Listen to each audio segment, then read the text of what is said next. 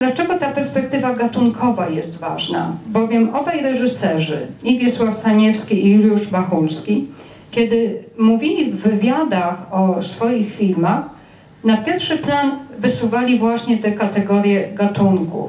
Saniewski mówił o tym, że zależało mu przede wszystkim na stworzeniu filmu, który byłby dramatem psychologicznym.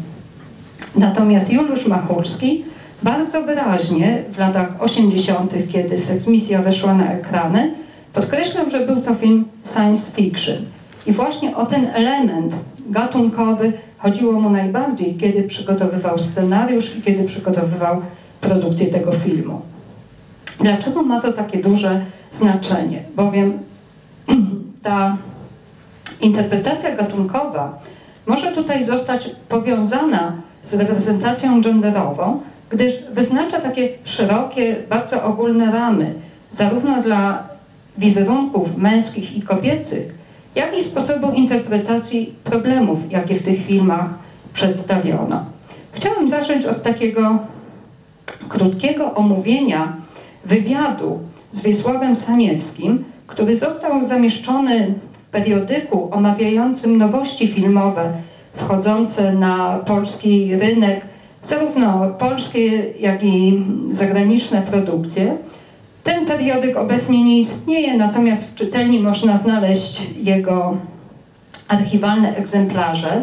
Nosi on tytuł Filmowy serwis prasowy i tam każdemu takiemu omówieniu filmu na poziomie fabularnym, osadzeniu go w historii polskiego kina, towarzyszył wywiad z twórcami, z aktorami, reżyserem, ze scenarzystą, czasem z operatorem.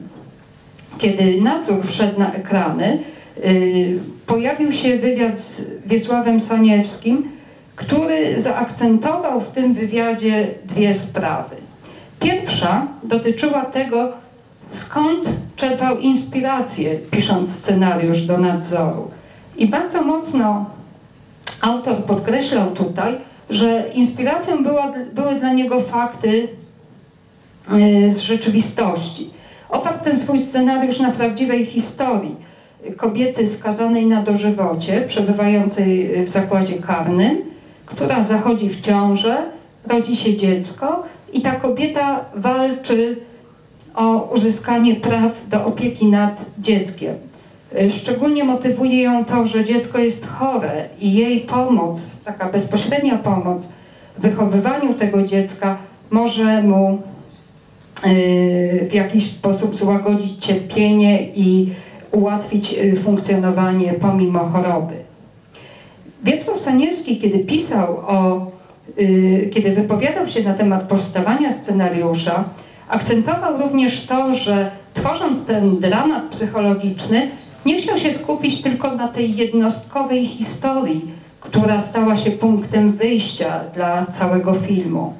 Chciał nakreślić całe środowisko więzienne, w którym bohaterka musi przejść taką ewolucję swojego ja, musi przejść taki proces autorefleksji, który każe jej zastanowić się nad swoim postępowaniem i jakby na nowo w tych nietypowych warunkach określić system swoich wartości, określić swoje plany na przyszłość.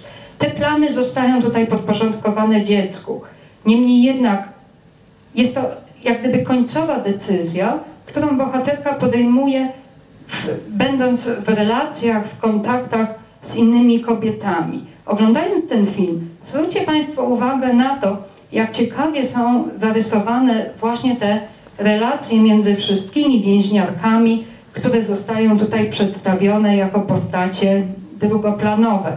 Chociaż w zasadzie trudno mówić tutaj w tym filmie o takim wyrazistym podziale na postacie pierwszo- i drugoplanowe. Zależnie od tego, z jaką historią mamy do czynienia, tworzy się taki mozaikowy obraz tego więzienia dla kobiet, a nie tylko te wszystkie postacie i ten kontekst miejsca pojawia się jako tło. I właśnie to bardzo mocno akcentował Saniewski, mówiąc o tym, że chciał stworzyć dramat psychologiczny, w którym będą na pierwszym planie pokazywane i rozważane relacje między kobietami.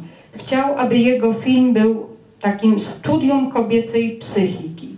I w jaki sposób to studium kobiecej psychiki chciał zrealizować na ekranie? Otóż budował swój scenariusz z myślą o konkretnych aktorkach. Miał plan obsady i dialogi zmieniał, przeformułowywał zależnie od tego, która aktorka miała te dialogi wygłaszać. Brał pod uwagę konkretne predyspozycje fizyczne, predyspozycje psychiczne, odtwórczyń poszczególnych ról. To, jak Państwo zobaczycie za chwilkę na ekranie, jest widoczne i widoczna jest też na ekranie ten moment zastanowienia, ta taka refleksyjność w budowaniu postaci, które przed kamerą odgrywały przecież bardzo konkretne aktorki, kojarzone przez publiczność z bardzo wyrazistymi wizerunkami. Na przykład w jednej z ról wystąpiła Ewa Błaszczyk, która w latach 80. była taką wyrazistą postacią, śpiewającą songi i kojarzoną z opozycją i z działalnością opozycyjną, tak ważną w tej dekadzie. W innej roli wystąpiła Grażyna Szapołowska, która między innymi za sprawą komedii Janusza Rzeszewskiego była umieszczana przez widzów w takich ramach wyznaczonych przez stereotyp polskiej seksbomby. Tymczasem tutaj pojawia się jako milicjantka pracująca jako nadzorczyni więzienia. Obsadzenie tej aktorki w takiej roli stwarzało jej pole do takiego popisu warsztatowego, jakiego byśmy może się po niej nie spodziewali. Saniewski spodziewał się, albo też wyczuwał w tej aktorce taki potencjał, wyczuwała go też inna reżyserka, która, tak jak Saniewski, na początku dekady lat 80. stworzyła swoje najlepsze i najciekawsze filmy, jeśli chodzi o pokazywanie kobiecości, mianowicie Magdalena Łazarkiewicz. To ona w swoim filmie Przez dotyk również zatrudniła Grażynę Szapołowską w takiej nieszablonowej roli. Bardzo Państwu ten film polecam. Jeszcze o nim dzisiaj wspomnę. Także na koniec zacytuję już bezpośrednio Saniewskiego, który tak podsumował Nadzór. Tak, to film psychologiczny, ukazujący dramat kobiety, która znalazła się w sytuacji skrajnej. Przedstawienie tej skrajności sprawia, że film, który bardzo często traktowano jako metaforę tego, co działo się w Polsce w pierwszej połowie lat 90., że ten film wymyka się takiej prostej interpretacji jedynie w odniesieniu do pewnego kontekstu historycznego i kontekstu politycznego.